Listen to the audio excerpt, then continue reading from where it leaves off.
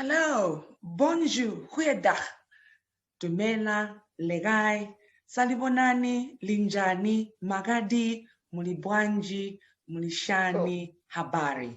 Good morning, good afternoon, good evening. Wherever you're tuned in from, thank you again for joining me on this amazing series of Get to Know Them.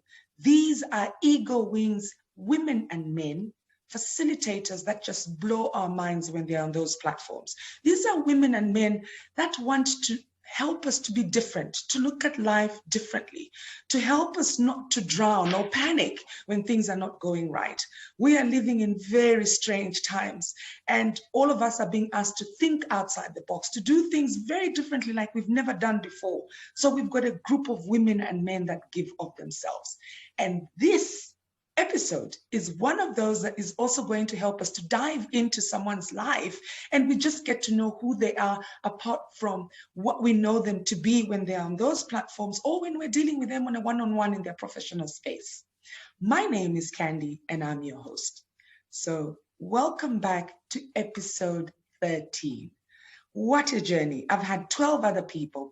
And again, if you haven't joined me for those ones, please go to any social media of Ego Wings Consultancy and you can, dive in and get to know who those guys are. But today, I'm joined by an amazing woman.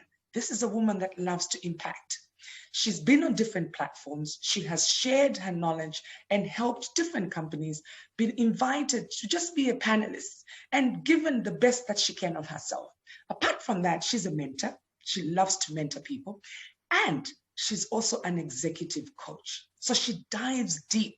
She helps people at different levels of an organization on how to think outside the box, on how to unpack whatever challenges you may have. If you feel that you're stagnant and you don't know what to do, or you feel that you could do better and you want those numbers to increase, or to be a better leader and not to panic during these times, this is the person that you need.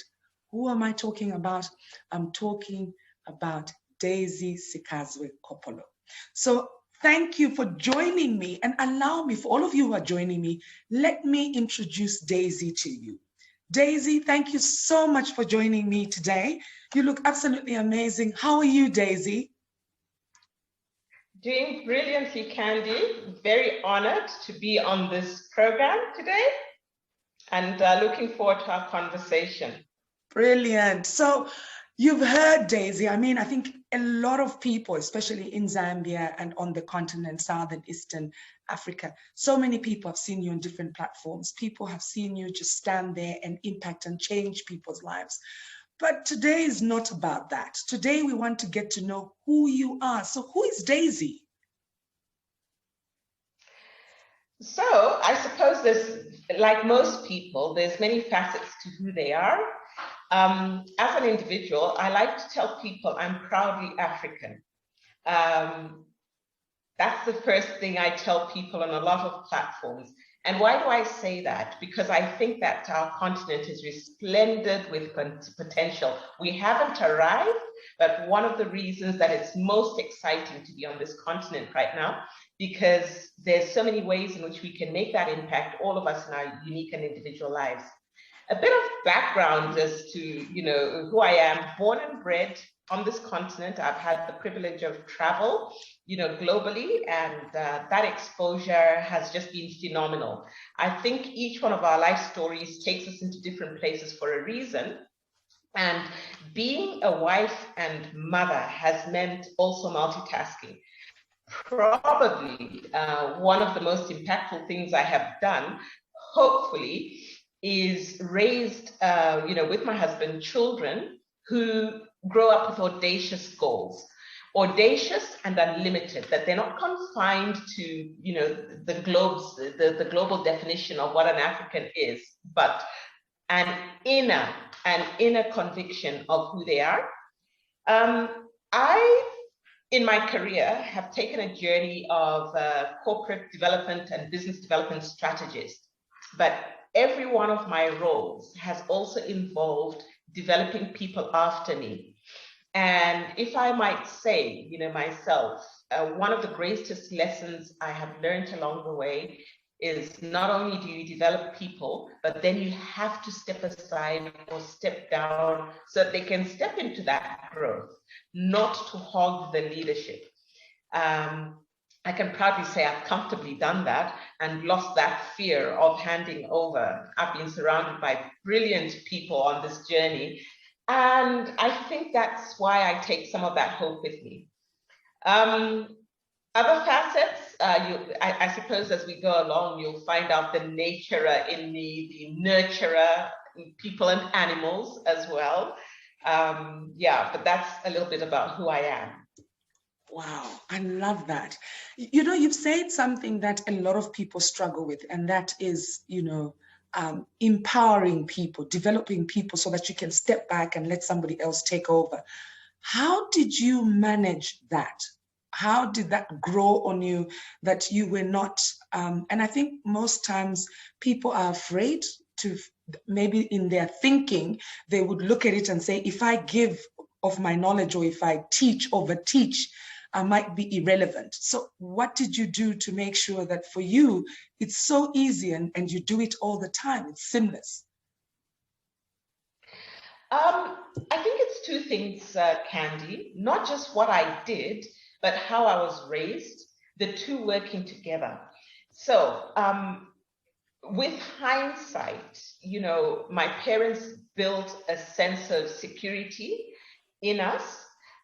They taught us how to let go. So for example, my mom, who was a homemaker, always taught us the reason why we're sending you to school to have a great education, better than we ever had, is so that you can always be independent. You're not afraid when somebody says you got to go. You've got to say to yourself, okay, what next? And so it's amazing how these things stick in your mind. And the other thing being, other than who I am, you know, academically, intellectually, or socially, I am a person of faith. And at some point, faith is not faith unless it's truly challenged. And you then have to say to yourself, hang on a second, am I not letting go because I'm incompetent to, or I'm scared to?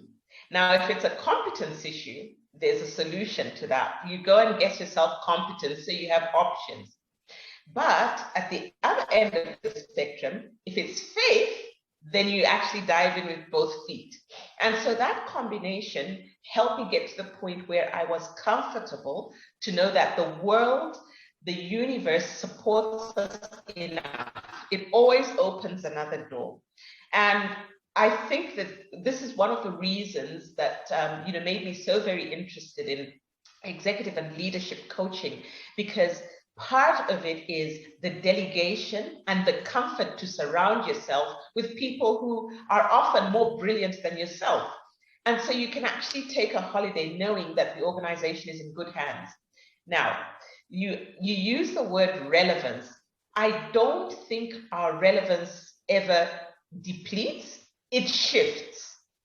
I believe that it shifts. You become more relevant at a certain time in life in a different arena. If it's static, if your relevance remains static, then you've developed no one and you have learned nothing along the way.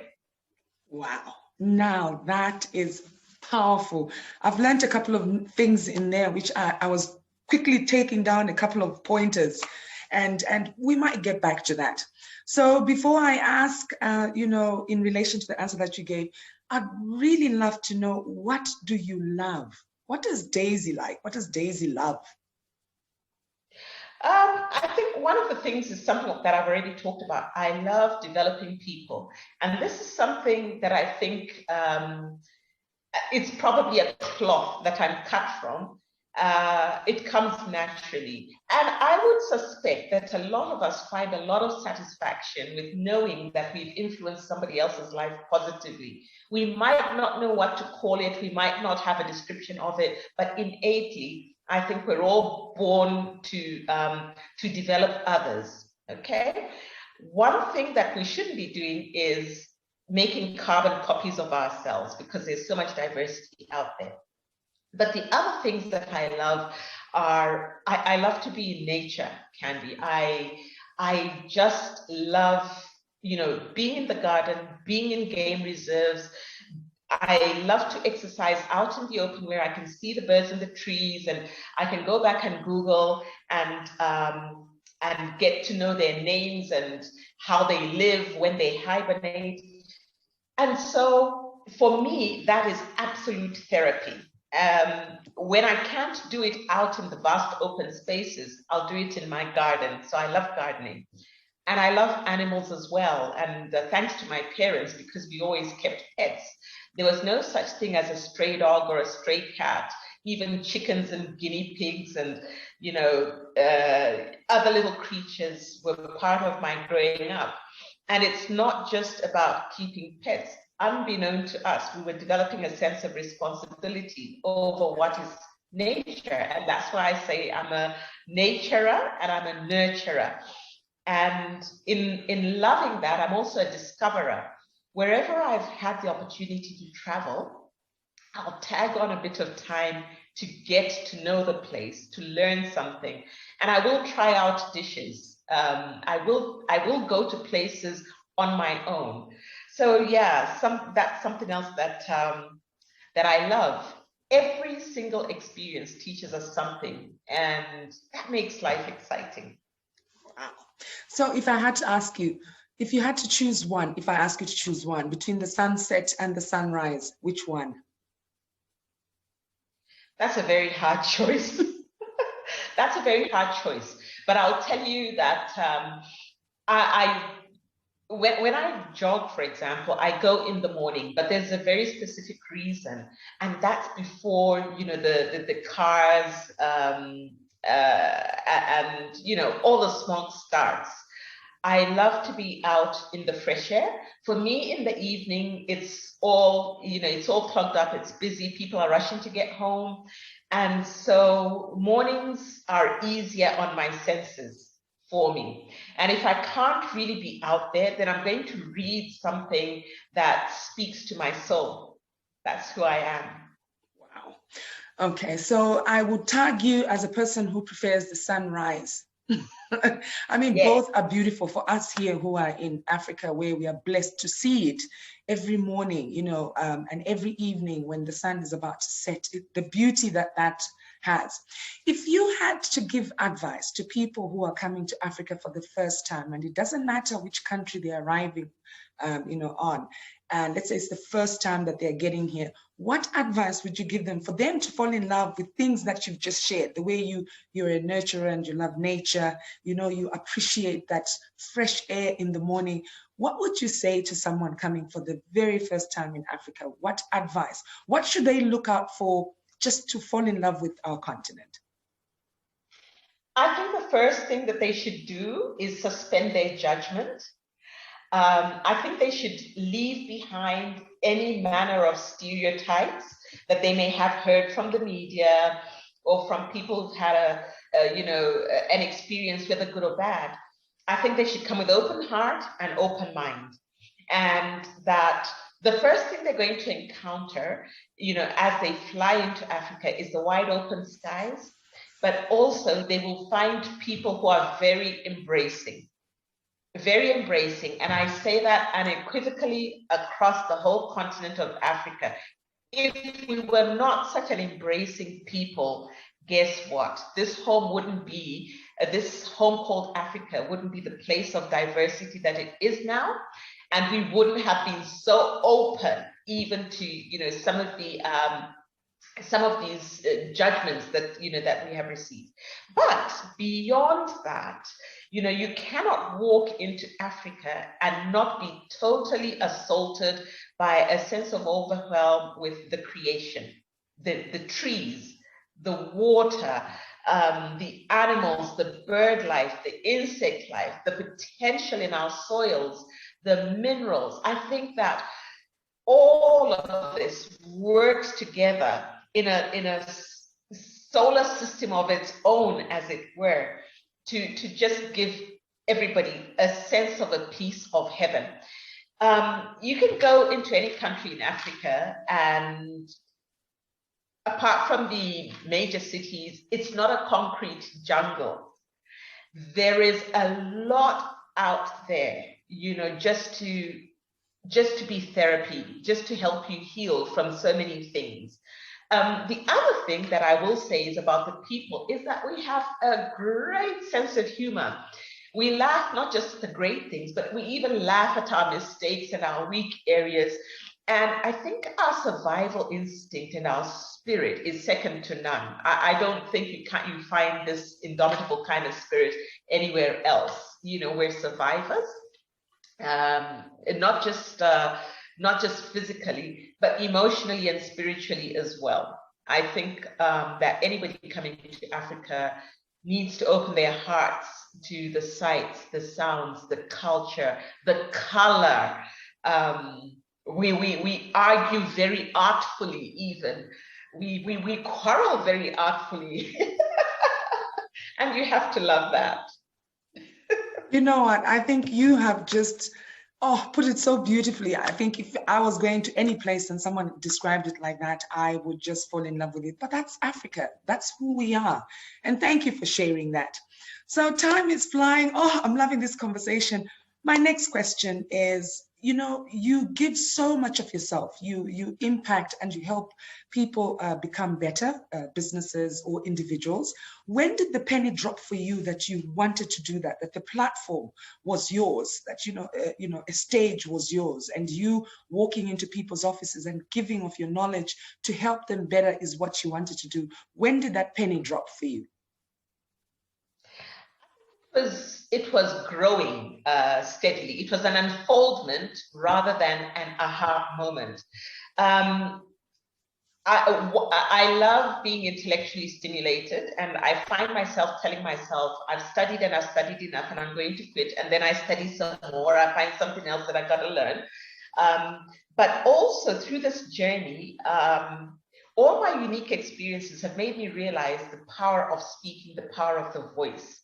I've been invited to speak on platforms which I may initially have thought, why would they ask me? But as I've spoken on different forums, I've realized that, you know what, there's somebody who actually needs to achieve their own potential. I'm not one of those who believes leaders are born. I believe that every one of us at a different level is a leader, and we just need to realize that. And I give this example in a number of forums.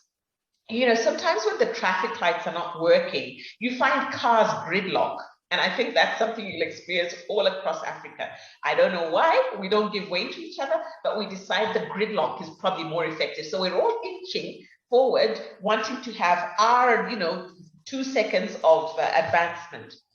And more than once, I've seen that in the absence of a policeman on the road, a traffic cop, that it is a street kid who steps up and starts to manage the traffic. And in that moment, that is my leader. That is the person we're all looking to, with or without our education.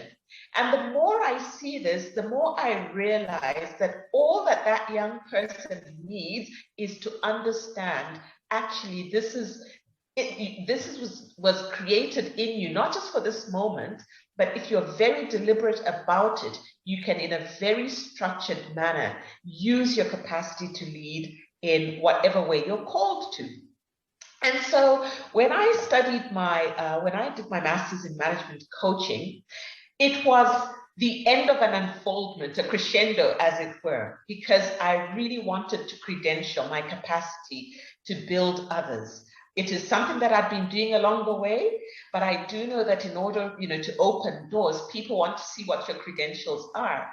And I just think that Africa is ready for its time. And I wanted to be a part of, letting Africans know that it may look like you've been at the tail end, but maybe this is now the time for our great reveal.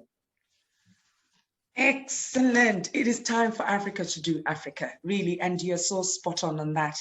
And, the diversity and the knowledge that is within our continent is a topic for another day. And I think if we really, dove into that, we would actually see, or we would unpack so many areas in which people listening in on the continent would actually say, oh my goodness, they're talking about me. So that's why I'm loving these. My last question to you, Daisy, is that, you know, we are living in a time that none of us saw coming. There is no script to it. You know, we can't call on anyone to say, how did you do it then? So we are all trying to navigate on how we can, you know, do better and how we can just shift from the old thinking to this new thinking. And, you know, these are really tough times. You are the people that stand on the stages and ask us to think outside the box. And for a lot of people, it's very difficult. I think after a long, long time, this is the one time where we are all able to breathe a little better without the panic, because the vaccines are out there. And I think all of us sort of now seem to understand what we need to do on a day-to-day, you know, the requirements, social distance, wash your hands, etc. So my question to you is, please give us advice on what we can do just to be okay on a day-to-day without drowning, without feeling, oh my goodness, I can't cope. What's your advice to us? I think the first thing is to get our emotions in check. For those who, you know, perhaps like me are people of faith, I mean, we hear this on a daily basis. However, here's the thing. I think outside of COVID, our biggest enemy is ourselves. Because we start creating monsters in our minds and we start asking the what ifs. Now, if we can actually hear the thing that is perhaps not said as often, is that 97% of cases, of COVID cases, recover. We hear about the 3%, and that is what we amplify. And that 3% consumes our emotions, our souls, and we're on a roller coaster. What is, you know, we'll probably be told by medical, you know, experts that we need to keep our immunity up. And that's the thing. If we're stressing, guess what we're doing to our immunity? We're lowering it. And we need to keep that under control. But it's not just our health we need to keep under control. It's our capacity to make decisions. You know, last birthday, my daughter sent me a card and says, happy birthday to a mom who taught us to wash our hands on it, you know, regularly before we were told that by the Ministry of Health. So guess what? It was something that we were doing already. We already had some of these things in our control. Steam yourself, you know, wash your hands after shaking people's hands. These are things that we already know. And in some respects, we're drawing out of what has already innately been in us. But I think outside of looking after ourselves, we need to have responsibility for sending the same message to the people around us, because what we hear fuses with, you know, what we're feeling internally, and it has the, you know, capacity to destabilize us. And this is one of the reasons why I love speaking to people, because speaking comes with a responsibility. You make an impact, and once people have left your presence, they can't unhear what you said. So you've got to speak responsibly when you're around people. And so what's the message I'm leaving with people? Listen, 97% of people recover from COVID. Yes, there's a vaccine, but you need to do more to look after your emotional well-being, avoid being stressed, avoid being on a roller coaster. And remember that, you know, you're creating a community of feeling and emotion. Some people call it karma. What you've given out will come back to you. But, you know, if you're a professional like I am, it means even the environment in which, you know, people work must feel stable, whether it's virtual, whether it's blended, whether it's physical. And so that assurance and that structure as to how they conduct themselves is so very important, Candy. We can beat this. We will beat this. We've had other, you know, pandemics, and for Africa, to be honest, there's been other diseases that have been far more impacting at a deeper level. We've come out of that. Perhaps we need to draw on those stories and remind ourselves that we are stronger than we think that we are. And there you have it. And that's how she does it. When you're still thinking she's still going to give you more, she ends just there. But anyway, thank you so much, Daisy, for making the time. What an amazing session. I enjoyed chatting with you, and I will call you back so that we can talk about how to just empower, the younger people out there. I love the couple of pointers that you made. But again, thank you so much for allowing us to dive into your life and just to get to know who you are, what you love, and what you're all about. Thank you. Thanks, Candy. Always a pleasure chatting with you. You feed my soul. You see, in Africa, when someone says that to you, you are blessed for the whole month, you're done. Just nothing can go wrong. But there you have it. So Daisy shared a couple of things that I think we all need to take from this conversation. The most important thing that I took out is our mind. We need to learn to look on the positive of any situation that's in front of us. And I think that goes to the person who is heading whatever it is. If you're a home and you're the head of the home, if you are an organization, it's you who's the CEO, an entrepreneur, it's you, that's your business. We all need to be positive. We need to look to the brighter side of things. Let's not panic.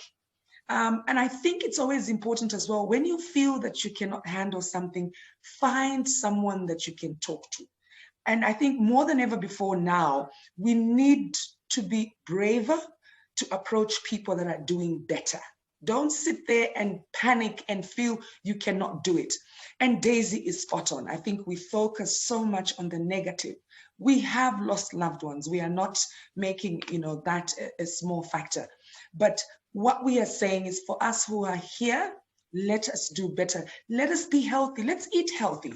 Let's try and minimize on those junk meals that we used to love so much. Let's be more conscious about how we look after ourselves. It's not about always running. You heard Daisy is a jogger. She loves to go outside in the morning. Even that helps us. She also spoke about learning to delegate, learning to give of yourself, teach, give people more. Because I think the more you give of yourself, if you're a person who's got more knowledge than the person sitting next to you, please give. Teach that person. It's not that you're going to lose anything from doing that. No, you won't. And on that note, this was episode 13. I'm loving these episodes because these are people that we look at sometimes and we judge them. We just think, what is she saying? What can she say to me? She's already got it made. And yet at the end of the day, you heard she's a mother, she's a wife, and she has to juggle all these responsibilities. It is a choice that she makes on a daily basis. So you and I can do the same thing. At the end of the day, these are women and men that just want to impact, to make us better.